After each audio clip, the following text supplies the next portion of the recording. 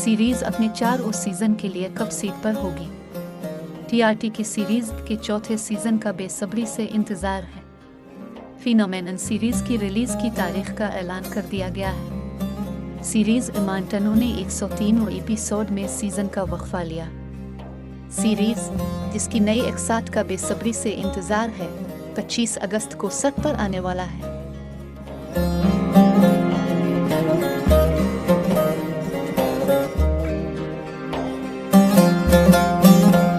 अगर कोई नई तब्दीली नहीं आती है तो कोप्रू फिल्म की तरफ से दस्तखत करदा सीरीज में 8 साल का टाइम जमक होगा, जो फरहत एसज़ का बास है, जो इसके सेहिर के कुदरती हुस्न को जाहिर करता है और गर्म और हकीकत पसंदाना इंसानी कहानियों को स्क्रीन पर मुंतकिल करता है।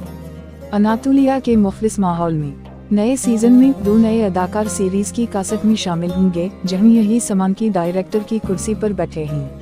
चौथे सीजन की कहानी में शहर में एक नया शख्स आएगा, नई मोहब्बतें और नए जोश व खरूश का तजुर्बा भी होगा।